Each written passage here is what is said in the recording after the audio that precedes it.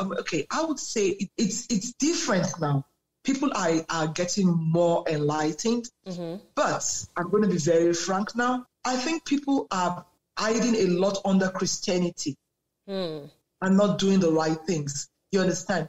You hear things. You hear people say things like, "Oh, I'm born again, so the mouth I'm going to use to praise God, I can't use it to give my husband a blowjob." Welcome to the show.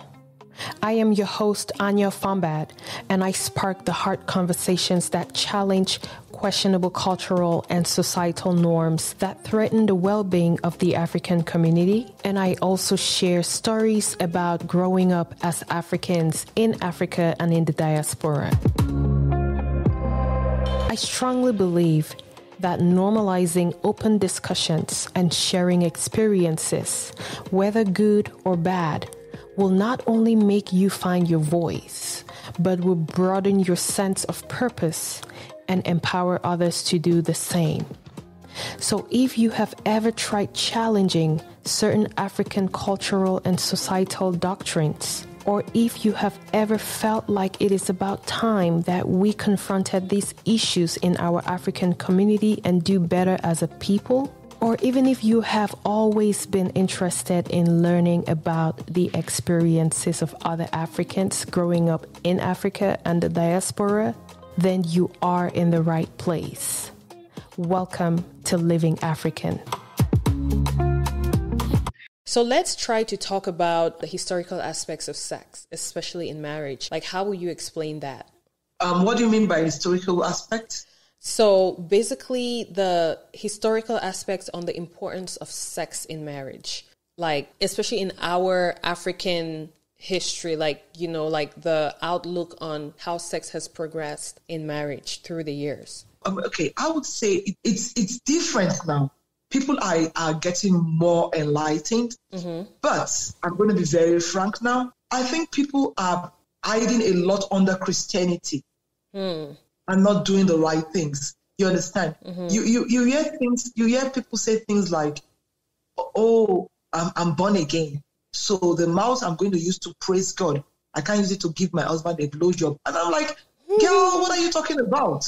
Right? What are you? I mean, it's just utter nonsense. It's nonsense because, again, I think one of the things that, okay, let's go back to pre our time, okay? I know that our mothers were conditioned to be like a sexual object for their husbands. Right.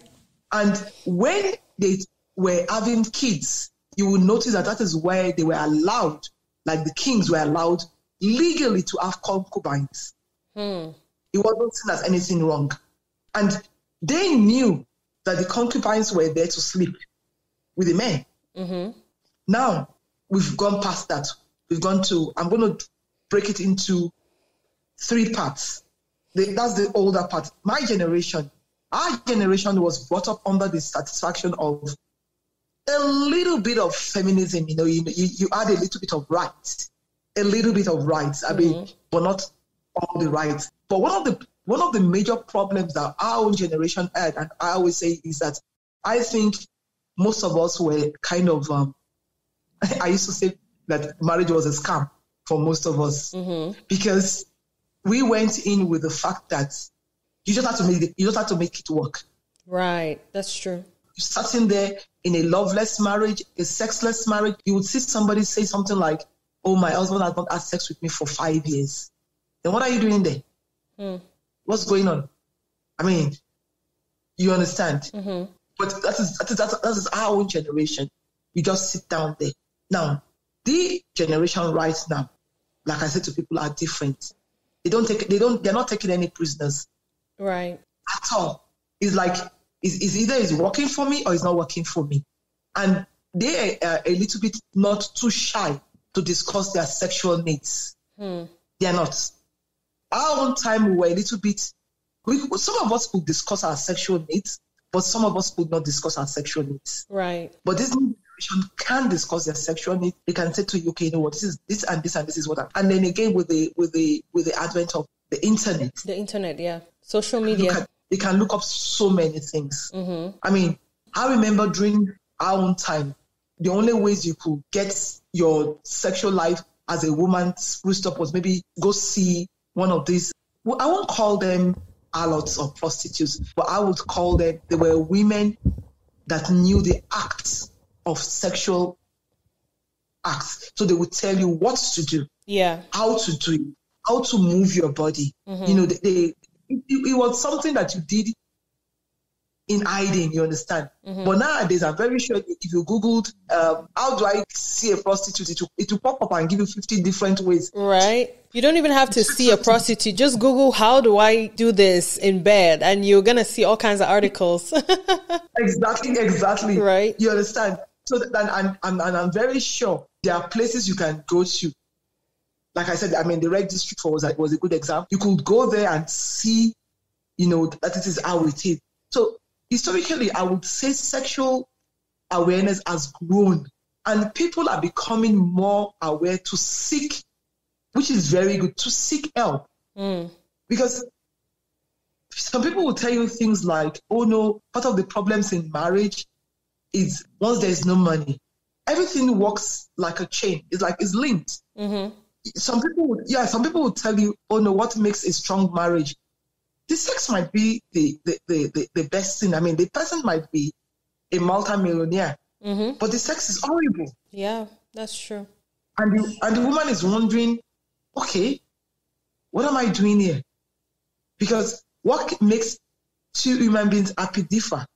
That's true.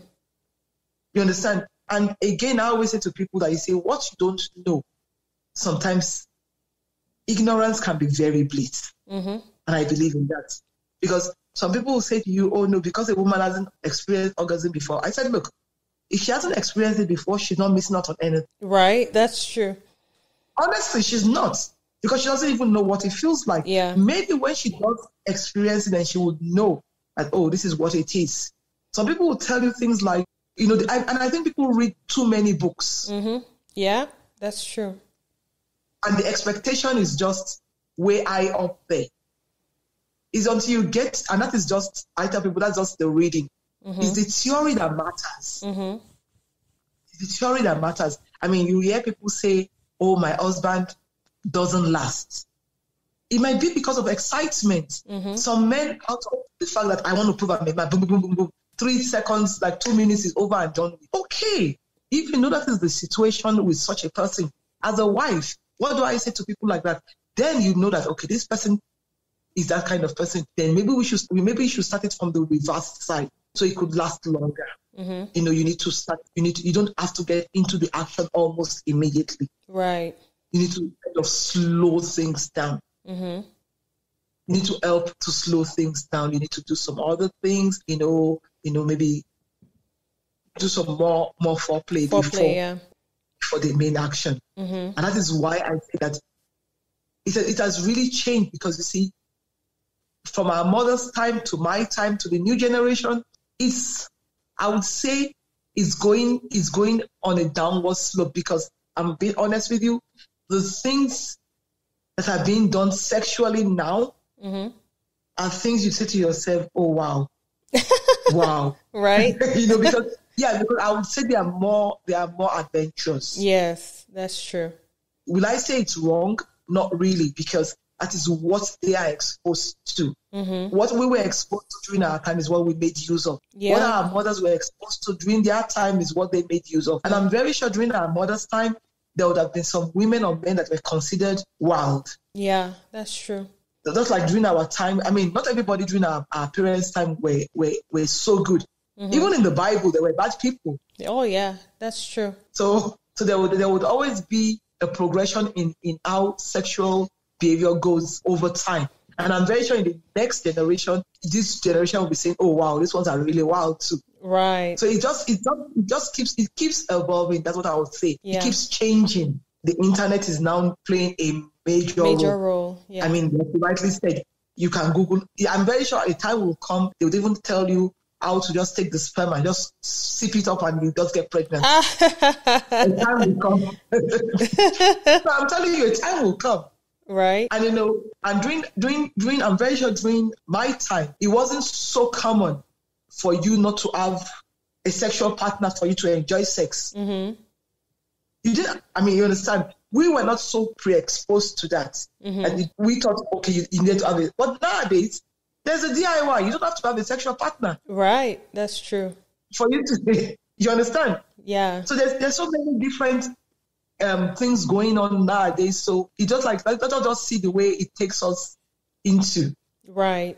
That's true. Thank you so much for that. Yeah. Thank you so much. That was very resourceful. Now let's talk about how religion plays a role in the sex of married couples. I know you were talking about, the aspect of how Christianity, plays a role in like affecting sexual satisfaction and intimacy. But I don't even only want to put it as Christianity. I just want to do religion as a whole, because I would also imagine like the Muslim community, which tends to even be more conservative. They probably also have the same issues as well as the Jewish community and stuff like that. So let's just talk about religion as a whole and how it plays a role in the sex lives of married couples. Now, I want us to address the conservative outlook, especially in our African community when it has to do with religion. And I want us to also defy the taboos in intimacy, such as, with respect to religion, of course, such as, sexual positions and unconventional practices, spicing things up, like using sex toys, seduction, foreplay, and all of those things. So what's your outlook on that? I would say I've always been someone that this is one aspect that has always been a topic of interest to me. And why I always say so is this. I always say to myself that religion is a personal thing.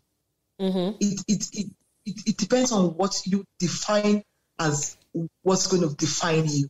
Mm-hmm. So if you decide that I'm going to go into any religion and follow and swallow everything hook, line, and sinker, I'm not in a position to say don't. Mm. I just always feel that as adults, we have a responsibility first to ourselves. Mm-hmm. And secondly, to our reasoning faculty. Mm-hmm. And when I use that word, you just don't swallow everything hook, line, and sinker that they tell you. You went to school, you're exposed, you're educated, you should be able to think. But some people get drawn, and I use the word drawn, or sucked into some religious things. Mm-hmm. And at times you wonder, how did you get here? But again, I'm not one to judge, because we're in different places at different times of our lives. Mm-hmm. Some people are in a place where they think, okay, you know what, I'm just going to follow everything. Now, when it comes to sex and religion, I would say most of the times people get it wrong. And that's just from my own little study. People get it wrong. The pastor is never going to tell you not to sleep with your husband. Right. Because you don't even know what he does at home with his wife. Mm. So in the first place, why are you taking your sexual situations to the pastor? He's not a sex therapist. He's not a sexologist. That's true. So why are you taking, you understand? Mm-hmm. He's not a counselor. He's a man of God. He's doing a job that he's called to do. If he was called to do that job. That's another aspect of it, because nowadays everybody's a pastor. It's into religion. Right. So let us even just leave it that way. So now, when you say things like, it's different from you saying from your own point of view, there's some things you don't feel comfortable doing. Mm-hmm. You understand? It's fine. But from a religious point of view, I always ask that question, where is it written in any of the books? If you can show it to me, then maybe I can run with it. Right. But when you tell me things like, I think a very common one is sexual positions, that some of them doesn't edify God.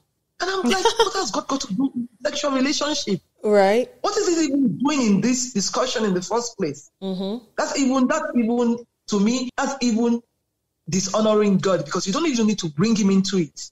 Mm-hmm. What sexual position doesn't honor God? I don't understand. I don't know where it is. I've never seen any sexual manual given by God. Right. Maybe some things I would say, yes, are not good enough.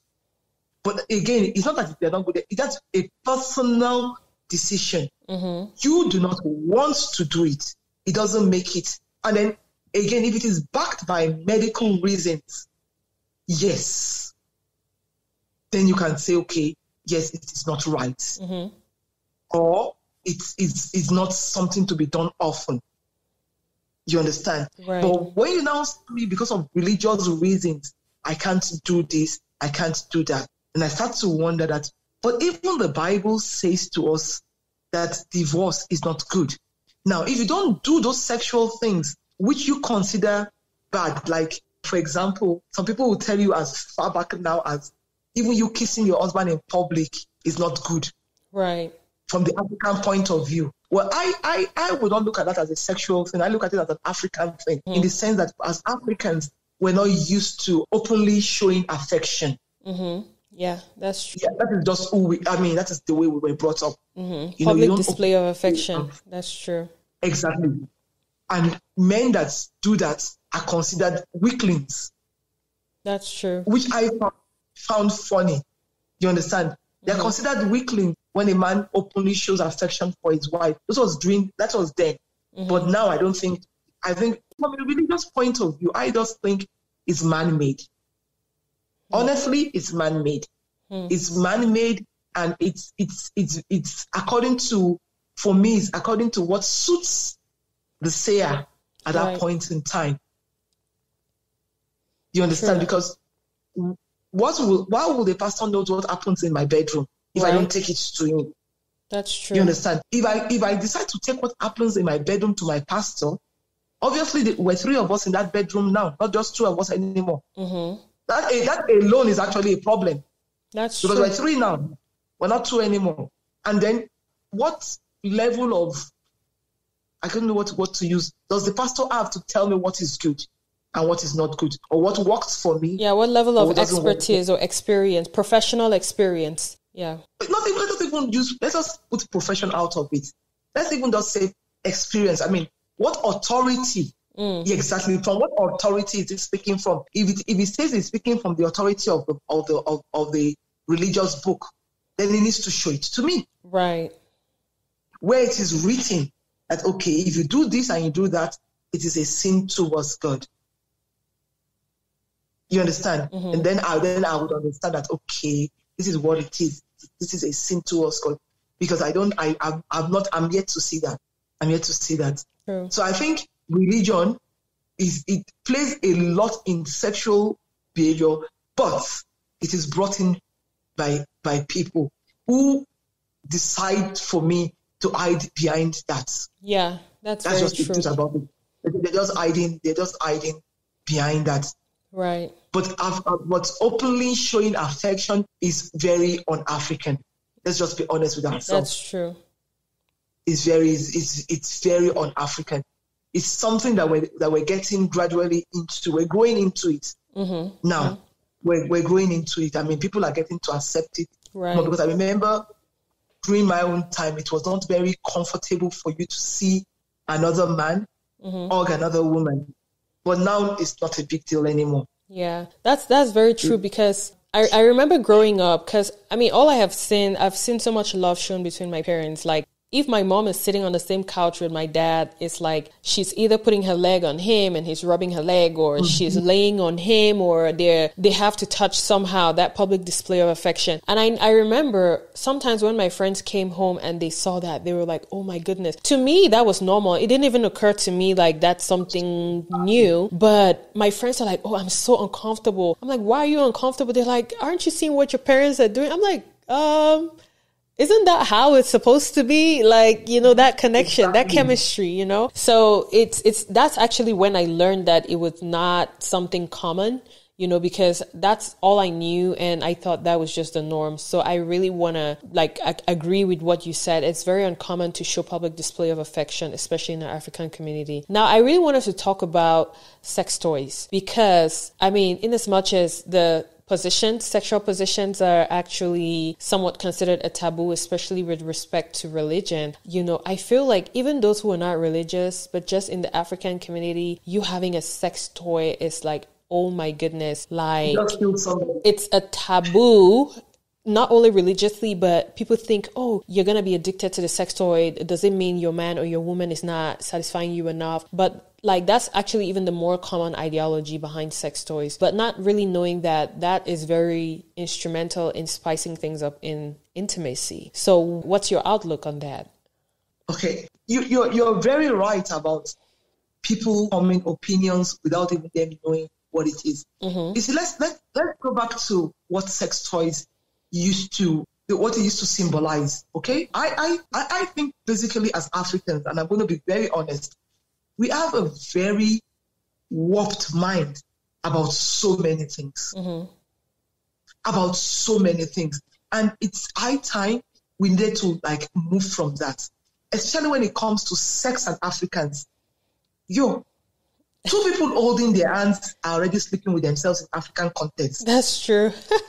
Want to see? I'm being honest with you, and it bothers me a lot because I'm like I said, I'm proudly Nigerian. I'm very Nigerian, okay? And I made a conscious effort, and I will tell you the truth, I made a conscious effort not to bring my children up the Nigerian way. And I'm happy that I married somebody that understood. My husband is, I would say, a very typical village boy. He comes from a very traditional Yoruba part. You understand? They are very traditional, but luckily for me, we happened to have the same ideas about things. So what am I trying to say? I remember talking sex with my children. People used to think, are you okay? Oh, I remember somebody saying to me once, I can never forget, that do I know that because of what I'm doing with my kid, that there might be a case of incest? What? And I'm like, yeah. And I had to sit the person that I'm like, wow, like you really need to get your brain scooped out and cleaned and put back. Because you see, and I think one of the things with Africans is that we overthink a lot. We overthink a lot, and we don't understand that by educating people, you reduce some things. Look, in Africa, even you just coming into a place and discussing sex. I remember, like I said to somebody, for over 3-4 years after I qualified as a sexologist, I couldn't even tell people. I couldn't. Because the first stupid question they always ask you is, why sex? Why not? Right. Were you sexually abused as a child? Oh my goodness. No. Are you sleeping with different men? I'm talking like a Nigerian now. Right. No. Okay. You don't get enough from your husband? No. Sex. It was like, you understand what I'm trying to tell you? Right. And then I remember when my son talks to me about sexual things, people will be like, why is he talking to you about it? I'm like, why not? The ones I feel embarrassed to answer, I always say to him, you, calm down. I always say to I said, now you're abusing me. Now I'm being abused. Right. Can you take this particular one to your dad? I don't have a male dick. I don't know how to answer that question. Right. Take it to your dad. But we're very, how will I put it? We're very leveled on it. We know where to draw the line. We know where to know, okay, you know what, this is not something I can answer. And my kids will always tell you, oh no, my mom can always tell us what to do. You understand? Oh, mom, this. And I'm like, okay, maybe you need to do this, maybe you need to do that, maybe you don't have to do this. You understand? But can every child do that? No. Because of the Africanness in us. That's true. We've been programmed not to talk. I don't understand. It's a silent.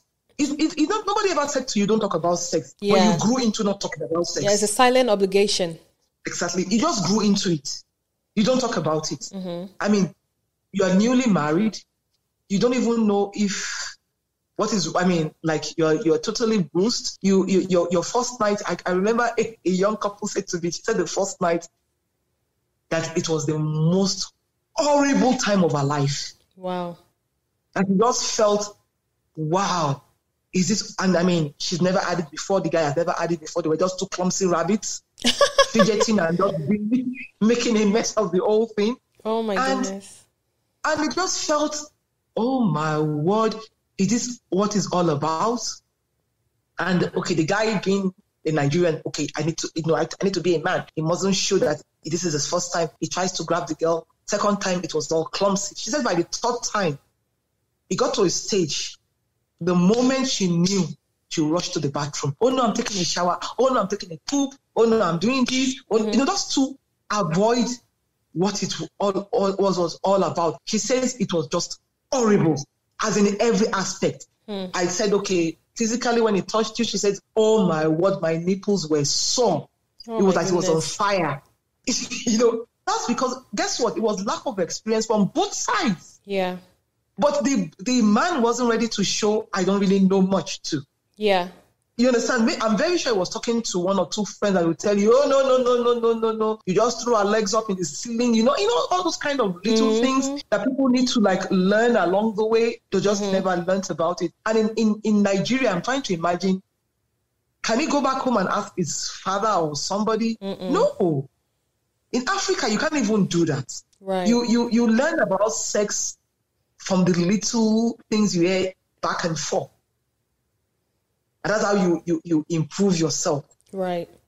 But now things are changing. Yeah, things are changing. People are being able to go to, I won't say changing. Things are evolving a little bit. I had a guest yesterday that I was talking to, and, she said so many things. And one of the things she said was that many people in Africa, we don't have access to some things. And because we don't have access to some things, we don't even know any better. Right. So whatever is given to us, we take it because we don't know any better. That's true. We just take it along as it goes. And one of the major things is sex in marriage. How do you spice? By the time you say you want to spice up your marriage, you start thinking of, you as a human being, you start thinking of so many. What is he going to? How do I introduce the sex toy? Won't you think it? Right. People will tell you, if you're using a sex toy, you will get addicted to it. Why would you get addicted to it? Right. You understand? If you're in a relationship and both of you have an understanding and you both know the reasons, you're not using it because of one is not replacing the other. Right. That's true. No. One is like an aid. One is aiding each other. Right. So once you get to that school of thought, then you will start thinking otherwise. And then, why do we hide it? To be honest with you, I don't know. I know. To be honest with you, I don't know. But I always think it has to do with who we are as people. Yeah. You understand? Yeah, no, I'm being honest with you. And it has nothing to do with sex. It just has to do with your personality. I use myself as an example most of the time when I talk. I remember when I just got married and I didn't have kids on time and everything. I knew one or two other people that didn't have kids on time. And I remember one of the things they told me was, oh, no. Never tell anybody you don't have kids. And I'm like, what? Why? And I'm like, why? Because, oh, no, you never, just an African mentality. Oh, you never know what that other person is saying, this. And I said, well, I found it very therapeutic to tell people. Yeah. Oh, I don't have kids yet, but I really am looking for. Right. It was even a way for me to unburden sometimes. It was a good way for me to unburden most of the time. You understand? But you will see people that would sit there, cry, and not talk about it. Right. But I didn't see anything wrong in talking about it. Some people said, oh, no, they will think your husband is impotent. I'm like, really? So it does the same thing with sex. Yeah. I'm trying to imagine if you went to somebody now and said to the person who is not very intelligent and says, not intelligent, not very exposed, and says, oh, no, I'm having a sexual problem. Your husband is not getting it up. Why? Okay, even if he's not getting it up, there should be something we can do. Yeah. You've never thought about it. Maybe it's even me. Maybe I'm not doing something enough to get him in the mood. And then secondly, we're not machines. Your husband can't be in the mood 24/7, Right. 3-5 days a year. There has to be things. Things have to build up to get to that situation. You need to be in the right frame of mind. And I always tell people that when people make the mistake of men think with their dicks, not all the time. Yeah, that's true. Not all the time. Not all the time. Sometimes there can be so much going on in their heads that having sex is the least of their problems. Right. And it's not because they're sleeping. It's not because they're sleeping with anybody. It's just that there's just so much going on in their heads at that point in time. As a good sexual partner, you should be able to read those moods and know what to do. So with sex toys in Africa, to be very honest with you, it's very common. Very common. But well hidden. Yeah, that's true. Well hidden, but I'm very sure if you take a poll of 100 women, 90 of them have it. Right. Yeah. That's very true. But out of the 90, maybe 10 alone will come out and say, yes, I do have. Until you catch them with it. Right. But it's just it's an unspoken, I don't know, it's just something unspoken. It's very un-African. Right. We don't talk about it. Yeah. We don't talk about it. Yeah.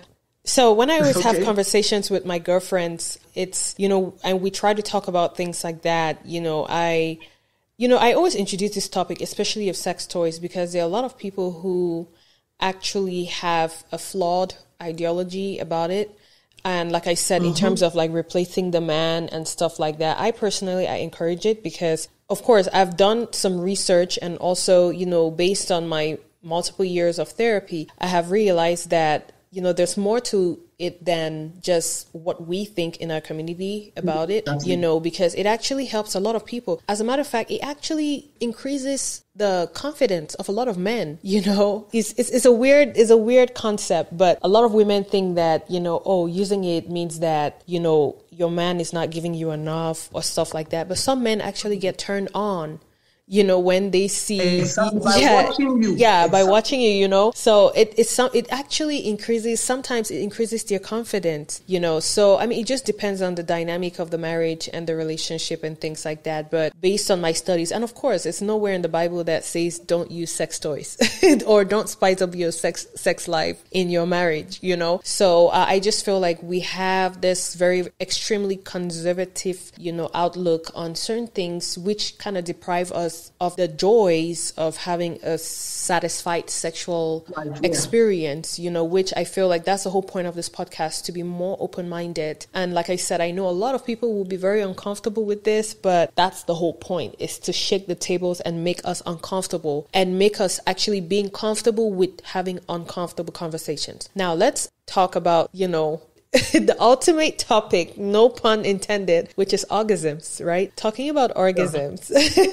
That's like the highlight of everything, right? And it's a very uncomfortable thing for a lot of people to talk about. And like you mentioned, there are a lot of women. It's easier for a man to have an orgasm, right? And I came to actually realize that ironically, women have a lot of sensitive spots. They have a lot of, like the man, of course, the shaft of the penis is very sensitive and stuff like that. But women actually can have multiple orgasms. When a man has one orgasm, that's it, right? They just get weak. But women actually can have multiple orgasms, because we have way more areas in our morphology that, can be aroused than men, But ironically, women most commonly don't tend to actually experience orgasms, because either the men are very quick to get to that peak, or the women, they just don't even know what an orgasm is, So it's a very uncomfortable conversation, especially amongst a lot of people who are married and a lot of women as well. And very few people actually have conversations about what disability in sex looks like. And the disability I'm talking about is a lack of just even the experience with orgasms, right? So can you further elaborate on this and why people why people don't know what it is or even care to know. Like I said earlier, okay, you cannot call it a disability because what you don't have, you don't miss. Right. Okay, so let's talk about orgasm, okay? I always say to people that most women or majority of women don't know what it's all about. Mm-hmm. And why you don't know what it's all about is that you've not been able to not discovered your body.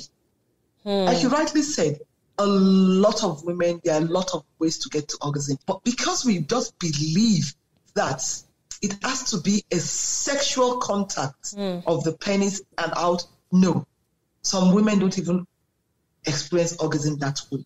Right. Some women, it might actually just be you rubbing their nipples. Yeah.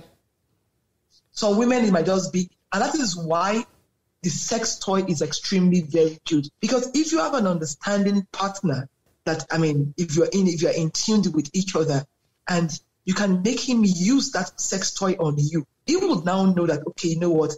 By the time I do this and I pleasure this woman this way, she gets to an orgasm. Now, let's go back to something. Some women don't even know. You know why they don't know is because we experience orgasm in different ways. Right. Some people experience it as if they want to pee. So they hold back. Yeah. But I've always said to people, it's not possible. You are not going to pee. Yeah. You cannot pee. Right. Because you see, the way it is designed, one needs to shut off for the other. The two can't come at the same time. Yeah. But because they don't know, and because, like you said, you don't want to be embarrassed. I mean, you don't want to pee. Yeah. So what do? You stop it. Yeah. As for some women, they stop it. They don't know that it's not going to happen. You understand? Yeah. And then some people will tell you, oh no, you know what? After intercourse, I still felt a particular way. And I mean, I've seen a couple complain to me, and I can never forget. It was a while ago. I was still young, and the person said to me, "Oh, my wife is a nymphomaniac. She's this, she's that." She's this. It went on and on and on and on, and I'm like, "Okay, let's calm down. What's going on here?" So he says, there is no way you can sexually satisfy her. After everything, you go rounds and rounds. She still goes to use a sex toy to get this. Mm-hmm. So I said to him, I'm going to be very honest with you. I said, you are the selfish one. Then he goes, really? I said, yes. I said, because what has happened is that the moment you come, you are satisfied. Yeah. But you think she's satisfied. But unfortunately, she's still hanging. Maybe it just takes her longer to get to orgasm. Mm-hmm. Both of you need to sit down and reorganize yourselves. Mm. So if that is what the situation is, the man needs to wait for the woman to get to orgasm, and then he can then go on and do what is stuff. Mm-hmm. But it's lack of education. Most people don't even know that is what, most couples don't even know this. Right. They think, oh, the woman is not being satisfied.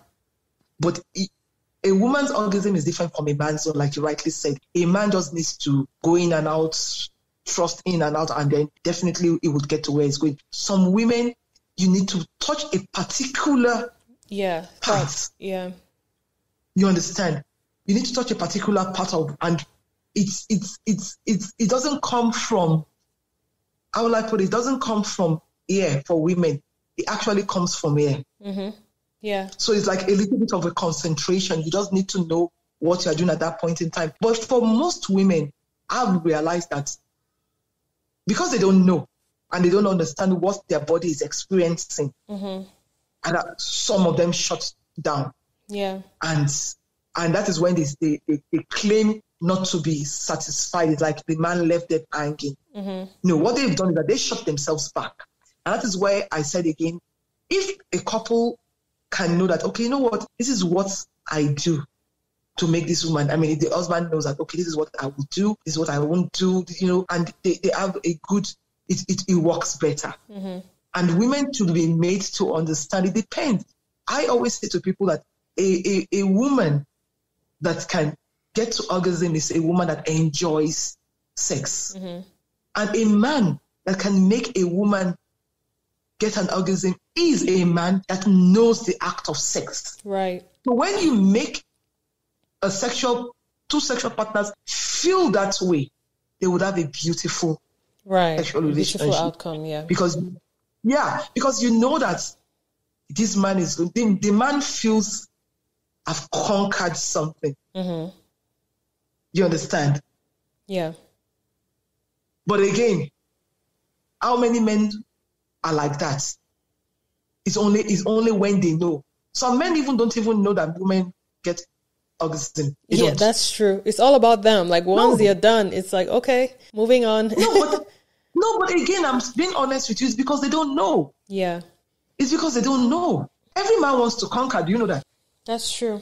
Every man wants to be the conquest. I mean, the moment they know that, okay, really, I can get this woman to this level, they will work at it.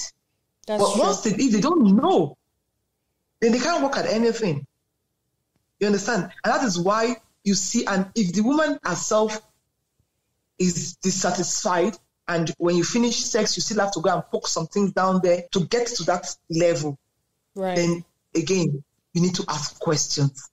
And as Africans, we don't ask such questions. Mm-hmm. We don't even talk about it.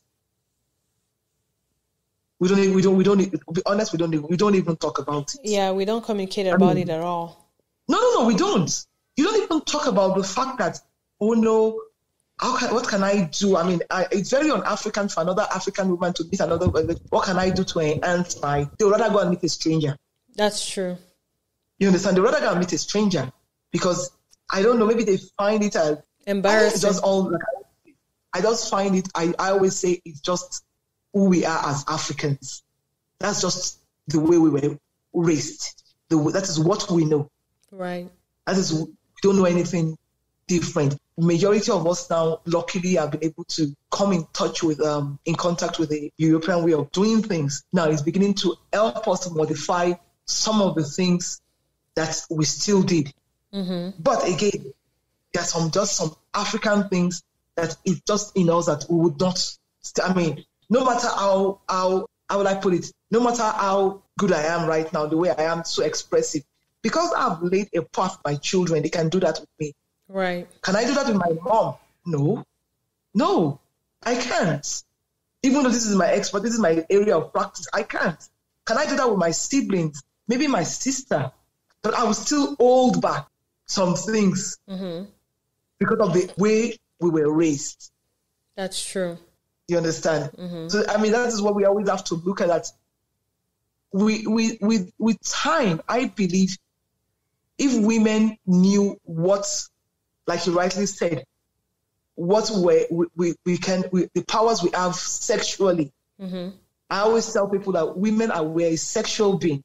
Right. And until we realize that, then there would always be a lot of sexual problems in marriages because people just won't be able to talk about it still. Mm-hmm. And as I'm talking to you, there are still people that don't talk about it. Right.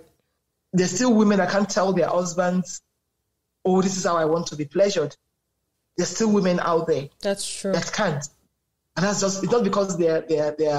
That's just the way they are. And there's still some men that still believe, hey, you're a woman. You shouldn't even, they don't even believe you talk sexual things with your friends. Right. All you talk about is babies and the home. Mm-hmm. And I always say to people, but the babies were made somehow. But, it's just something you don't talk about. Right. That's very true. Thank you so much for sharing that. Now, I want us to digress just a little bit. There's this, because I feel like this is something that, since we're talking about sex, especially in marriage, there's this recent buzz about a product called Kayanmata. And, in our African community, we're so quick to judge or come to conclusion, right? So I started seeing a lot of buzz, especially on social media, about Kayanmata and how the notion was that women use that as a charm to get other men who are married to other women, or they just use that. And then some people say, when a woman dies, it's like, it's because she was using it and it caught up with her and she died, things like that. Especially in my country, Cameroon, it's just a weird ideology. But I did some research online and I discovered that Kayanmata actually is a simple aphrodisiac. Aphrodisiac, exactly. Yeah. A couple of articles I read, it's like some components of it are things that we even use, spices that we use at home. Things that teas, part of some teas that people even drink without knowing that is an aphrodisiac. So I just wanted to know if you've heard about. I mean, you're Nigerian, and I know it originated from Nigeria, so you probably must have heard about it. But what are your thoughts about that? Okay, I'm happy that Kayanmata is just an aphrodisiac. And again, like I said, like I always say to people, is a mindset thing. Always remember, first and foremost, I'm a psychologist, and I always look at things from the way it is around me. Now, I always say from time immemorial, there's always been one form of aphrodisiac or whatever it was that people use. I mean, let's look at even the white people, the white drug, what's it called again? Viagra. Viagra. Mm-hmm. Good. Viagra. You could actually say Viagra was some kind of Kayanmata for men. Mm-hmm. Mm-hmm. That's true. Mm-hmm. Good. Again, I remember, I don't know, I think it was taken off the shelf, the blue pill. Yeah. For women. Yeah, I for forgot women. what it's called. Yeah. There's also another aphrodisiac, it's called Blue Chew as well. Mm-hmm. Yeah. I heard about that as well. Exactly. So what does the Kayanmata do? I think my own personal opinion is I think it just messes with your mind. And that's just the truth. When I say messes with your mind, is in the sense that, does it work? I don't know. Does it not work? I don't know. Mm-hmm. Some people have sworn by it 100%. Some people have told you it's just utter nonsense. Mm-hmm. So I just say to myself, it depends on the headspace you are at that point in time of using it. Mm-hmm. You understand? You are so right when you say it's just an aphrodisiac. But you see, because people, for who we are, we like sensational things. Okay, we like things that you will say, okay, they claim that when you use Kayanmata, that, oh no, once the man sleeps with you, he would always, I've heard different stories. People claim that, once the man sleeps with you, he would always want to sleep with you. Right. Once the man does this, all those kind of things. And I would now deviate a little bit out of that and go back to being a sexologist. Mm-hmm. It doesn't make sense. If the sex is horrible, it's not going to come back. Right. If you like, the Kayanmata in the world. That's true. Bloody hell, if you have a smelly vagina, it's not going to come back. No, so let's think of so many things. So I think one of the first things people should realize is you need to be good in the act of seduction. Mm-hmm. That is first thing. You need to be good in the act of the sex itself. Mm-hmm. Some men will go there. They claim that once you go to the lady, you would always want to go back. So that is what the lady uses in holding the man down. Right. And I've asked myself so many questions that, okay, so are you saying if the lady is 60-year-old, dry, nothing, flabby boobs, are you saying the man will keep on coming back because she used Kayanmata? Right. I don't know. That's not the truth. I don't know. But a lot of people have said, oh no, this is what it is. But I know that it's just a collection of herbs. And there's a lot of aphrodisiacs out there that people can use. Some people swear by tiger nuts. Yeah, tiger nuts is a component in the Kayanmata product. I actually did some research and I discovered that as well. Because I like tiger nuts, but I didn't even know it was an aphrodisiac, because they're good tasting nuts. But when I saw that, I was like, oh my goodness. So these are literally basic things that we can find at home and in stores that are part of this product, but people just make it seem like it's evil and it's, it's juju. Yeah, because I don't know how the Kayanmata is used, but I've heard of one that one I was actually went out of my way because like I said, I'm a very curious person. I wanted to know what it's all about. So I actually met up with a friend and then she said, okay, this is how it works, blah, blah, blah, blah. And I just, maybe because I'm just a very lazy person. And I'm like, excuse my French, all for fuck. You do? I said, I beg. Yeah, no, like I always say in my language, life has not reached that stage. Right. I can't come and kill myself. Mm-hmm. You understand? Because I remember there was something. For me, it looked like a cinnamon stick. Mm-hmm. I don't know what it was. Mm-hmm. It looked like a cinnamon stick. So you chew that one. Then there was one that looked like, I don't know if you have it in your country, It looked like alligator pepper. Mm-hmm. Yeah. Then you chew that one. Then there was something that they had mixed up together. It looked like a paste. Then you rub that one. And I'm like, interesting. Okay, what it's supposed to do, according to them, is for the men to keep coming back. Or, I know that another one that they do, that they say, so that the man won't, it's more for a woman, so that the man wouldn't go to another woman. Oh my and goodness. in the man's case, there's something in my country called, I've forgotten the name. It's like, they do it in different forms, but they do it on the woman. It's like a little rope-like thing, you know. Like the waist beads? No. You wouldn't even see it. They just make the woman step over it. Oh. And once the woman steps over it, if another man sleeps with her, the man will die. Oh my goodness. Okay. Yeah. So some men do that. Seriously, some men do that to protect their wives. There's another one. Yeah, there's another one that they say they do. I'll remember the name later. There's another one that they do that once the wife steps over it or something, if she sleeps with another man, the man and the woman are going to be gummed together. And it takes whoever placed that whatever to be the one to say, okay, you know what, I release you. What's my take on that? I think men that do that for a cheating wife. If you think your wife is a cheating wife and you can't curtail what she does, some men do that to their wives. Right. Have I seen it? Yeah, I've seen it, but do I know if that is what it really is? Science can prove to you that it's otherwise. You know, that maybe air bubbles, blah, blah, blah, blah, blah, blah. I don't know. But you see, on the Kayanmata thing, I think it just went out because of social media. It just became a little bit, it's been on for a long time. Yeah. I mean, like I said to you, I remember growing up, and if you go to meet all those elderly women, they will tell you things, you know, that you can do. But they were, like you said, they were more of herbs. You know, they were more of herbs. You know, there were things you could rub on your waist, like you said, the waist bead. We don't use the waist bead, but there were things you could rub on your waist, you know, just to make you look attractive. You know, you know, just for you to get. I mean, of course, as you grow older, your sexual capacity diminishes. I mean, let us be honest with ourselves. From the age of, I think, 35, when it gets to the middle age spread, yes, sexually, it's either you go at one point in time, you're at the peak of your sexual life, and then it starts to go down, which is just normal with everybody. So what do? I tell people then you have to start looking for things to enhance you. There's nothing wrong in you need to look for the right lubrication. Yeah. The one that will make you, won't even be as if it's lubricant.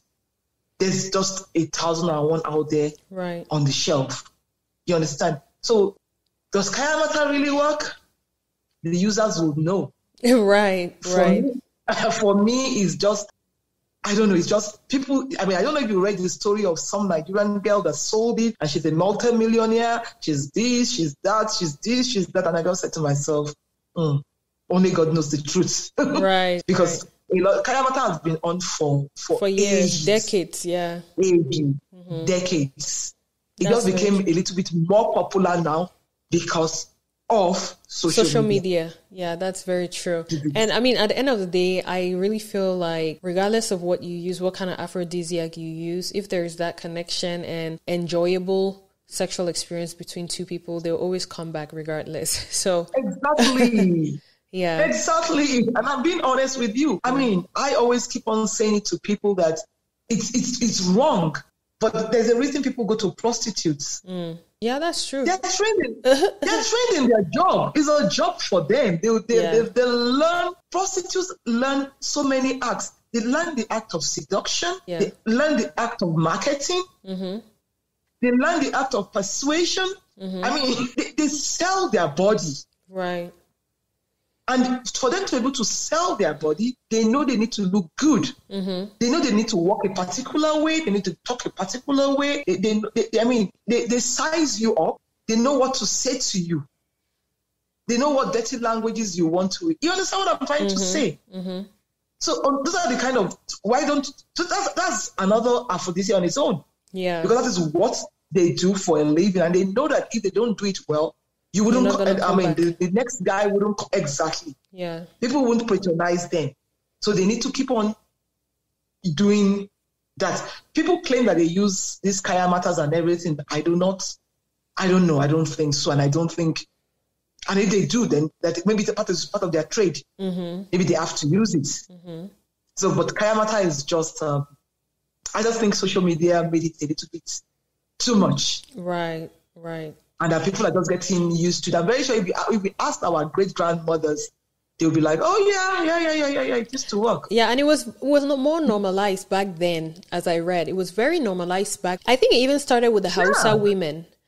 You know, I think if I'm not mistaken, it started with the Hausa women, and it was something normal. It was like a remedy, just like how Viagra is normal in our time. You know, they prescribe Viagra for those who have erectile dysfunction. So it's like it was very normal back then. But I feel like a lot of false ideologies actually have been instilled in our mindset, and also social media has kind of just added so much hyperbole to the whole meaning behind it, that people are now very scared and thinking that, you know, it's juju or witchcraft and stuff like that, which, I mean, we can't tell either, but it's just something that I felt like we had to talk about. Talking about a good sexual experience, my last question to you is, if I had to ask you one way in which, or one or two ways in which, you know, married couples can rekindle their sexual passion in marriage or have a healthy sex life in marriage, what will that be? I would say be open. Be open to things. You understand? Don't, I mean, you're a married couple, and that's what I always say to people, you're a married couple. You've gotten to that stage where you don't have to like hold back. You understand? So and I think it's part of holding back that doesn't allow people experiment things. For example, if you've seen things and you think, oh no, you know what? You look at a movie, for example, and you look at a sexual scene that was really very stormy and it looked really nice. Mm-hmm. For me, I would say both of you should say, oh, that looked really nice. What if we try that? You understand? And always do things that would, like a prelude. Right. For both of you, you understand? If, for example, you know that, okay, you know what? Well, we were dating, and that's what I always try to do with myself. Well, we were dating. This person liked this before, and this would always lead to this. Mm-hmm. So why don't we just rekindle those kind of things? You understand? You know, when I say you need to spice up the marriage. You need to, the bedroom, right? And then you don't make it monotonous. And I think that is one of the joy killers of sex in marriage. When it's always, like my husband would call it, a cold pudding. You already know what it is. Before you start and before you end it, you know what? You know the start, you know the end. You're not looking forward to anything. You understand? Yeah. There should always be something. Not every. I mean, we are not a bunny. You understand? Right. But there should always be one thing or the other that is new, at least once in a while. But don't make it so regimented that it's so predictable. Yeah. Then it becomes boring. But if it is spiced up, if the kids are not home anymore, then it doesn't always have to be in the bedroom. Mm-hmm. It doesn't always have to be you understand what I'm trying to say? You need to spice things up. You can come home and say, oh, today we're having a bottle of wine. You just do something different, And one thing I always say to people is, which is a mistake, every man enjoys that little element of surprise. They might not say it, because men are not as vocal as women. They might not say, oh, I liked that. But they like that little element of surprise. And from my own little survey, I've come to realize that, do you realize that men actually prefer, after a particular stage, it's like the roles get reversed. Mm-hmm. They actually like the women to take over, seducing them. Yeah. They like the women seducing them, just prepping them into what is going to be. Not not that every time the woman just sit there and then they have to do all the work. Mm-hmm. I believe that it's a two-way thing. Yeah. You need to let the man know that, you know what, this is an act you're going to enjoy. Mm-hmm. And leave me, I'm going to be in control. I'm going to take you back there and to the place and back and forth. Right. And then the man looks forward to it. But once the man thinks, oh dear, okay, it's part of my marital duties. Right. Let me just... then it doesn't become interesting anymore. Or when the woman starts to feel that same way, but when both of you are like, you know, making a conscious effort to say, you know what, let's even spice things up a little bit. And if you think spicing things up is going to go funny, you should be able to tell yourself, no. Yeah, let's stop it at this place. Right. Then, you understand what I'm trying to tell you. Mm-hmm. And I think with that, sex in marriage can go on for a very, very, very long time, even until when it stops finally. I mean, when it does stop finally, there'll be other things to keep both of you going. Because if you make sex the only thing in marriage, remember that at a point in time, there won't be sex anymore. Right. Then what happens? People divorce at 90. No, that is very. In Africa, they don't. Right. No, I'm just saying because it's like it's like a business relationship at that point. It's like roommates. Yeah. I know. Right. I know. Well, thank you so much. Yeah, thank you so much for sharing your knowledge and expertise on this platform. I can't appreciate you enough. I'm extremely excited for the entire African community to really listen to this because this is a well-needed, though uncomfortable conversation, which is the whole aspect and point of this podcast. But I think people are opening up to it a lot now because, I mean, I'll be quite honest with you. I don't know about your community, but I know that most, especially Nigerian women, are beginning to ask questions. Right. Honestly, they're beginning to ask questions. It's like, they are tired of, of the status quo. Exactly. They are tired of it. And then women want to live up. Just like you see that a lot of people are taking care of their body physically right now. Mm-hmm. You see a 50-year-old looking like a 20-year-old. People are beginning to take care of themselves. And women are beginning to ask questions like, what can I do to spice up my marriage? Mm-hmm. People are beginning to become aware of it because, hey, let's be honest, like you rightly said, sex is very important in marriage. Right. Very important. That's true. Thank you so much. Yeah. Thank you so much for all of that. And I hope that this is just the start of the conversation and it doesn't end here. Hope the listeners can take it to their various circles and, talk about it. And let's keep this conversation going. I definitely will have your contact information in the show notes. I know I had already asked for it in the last time we recorded the sex education episode of this podcast. Yeah. So I will have that contact information for any man or woman who wants to seek your professional advice. They can always reach out to you, especially when it has to do with sexual intimacy or sexual satisfaction in a relationship or marriage. So thank you so much, Lola, for sharing yourself with us, and I'll catch you on the next episode. Thank you. Bye.